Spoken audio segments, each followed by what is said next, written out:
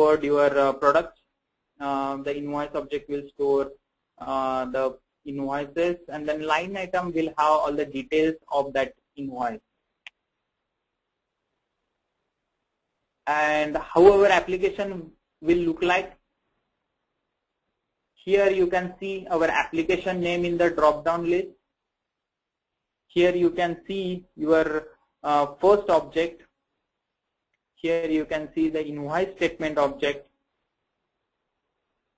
And these are the 3 screenshots of each of the objects. That is the first merchandise, then invoice statement, and then line items. And we are going to create this within next 15 minutes. So this is what and I'm not going to write any program here. I'm going to use the declarative model to build the small warehouse application. As we go ahead, we can add more features by using workflows and triggers. But for this demo, I'm going to create these 3 objects: the relationships, the fields, that is the column, and one validation rule.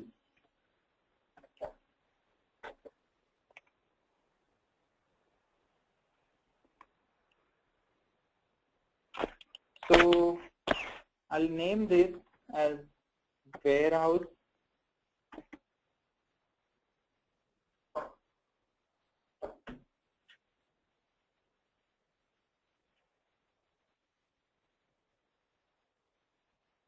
and let's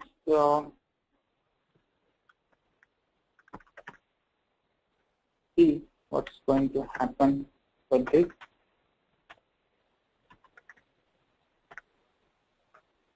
So it is showing the preview that your warehouse will go on the top, the tab will come here as your first object.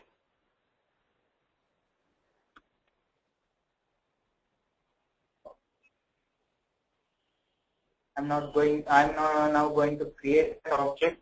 Let's say create, and let's go to our app.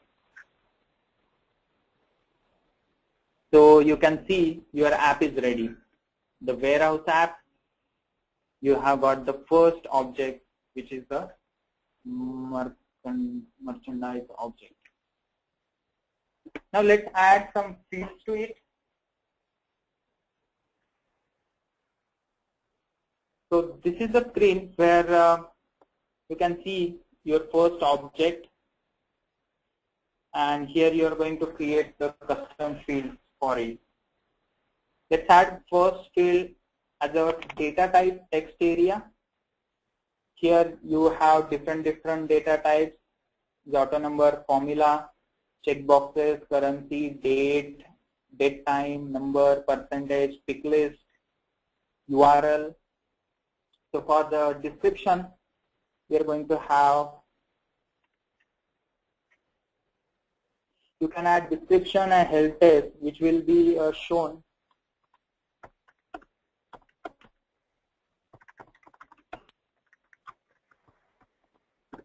on the user interface.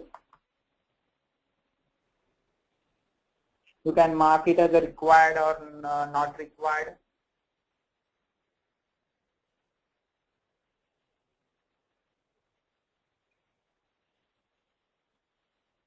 And just go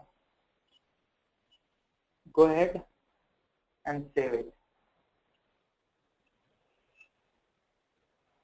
We'll add one more field to it, which is of type currency, and which is called as a price of that product. As we have selected as the currency, it's a number, so we are deciding the decimal places as well.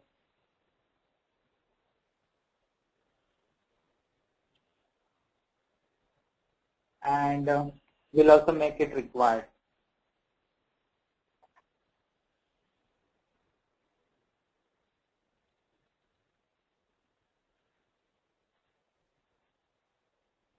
and we'll create the last one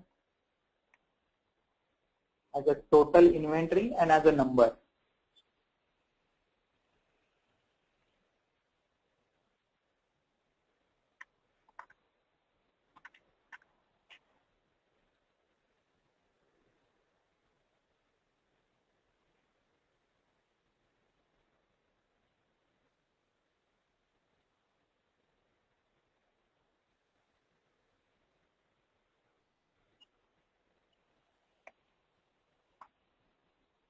So you can see your three fields as a description, as a text area type, price as a currency, and total inventory as a number. And now look at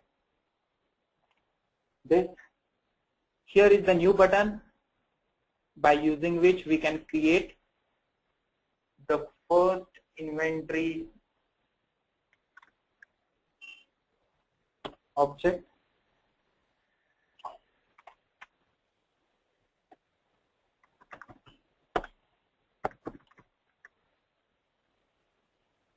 Let's see, price as a, and total inventory maybe as a 2000. And now your first entry is done.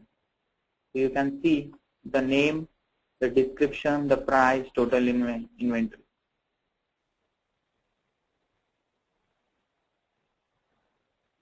So you are done with the first object. Let's create two more objects. And to create these objects, you have to go to setup, then objects, and now new object. Let's create the invoice object.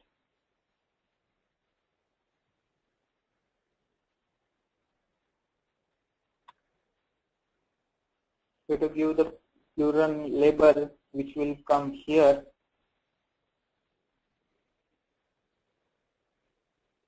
here the record number or the primary key, you can think about it.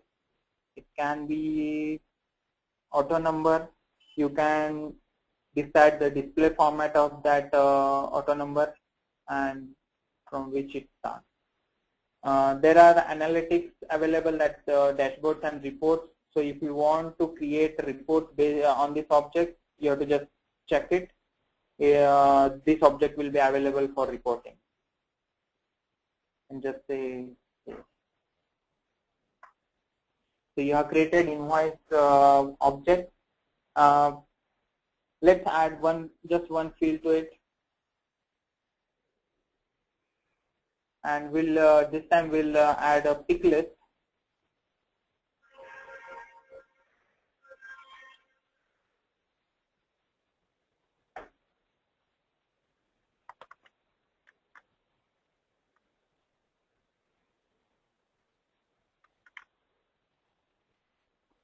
As invoice status, here's the pick list values.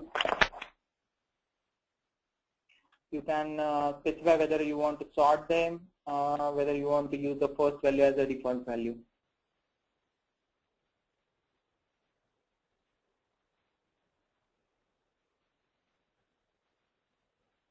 We'll make that the read only. Let's see.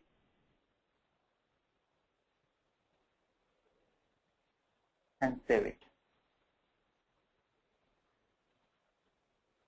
So you have got this status. Let's create a tab like this for our invoice line item. So select your object we have just created. What type of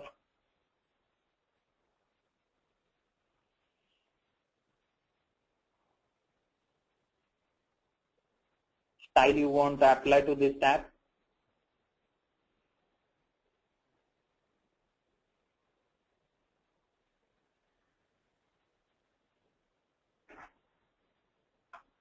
And you can see the invoice tab here. Okay. We are going to create one more object so that we can demonstrate the features of relationship and all. Let's add one more field to it, and this one, description, so that we can put some description.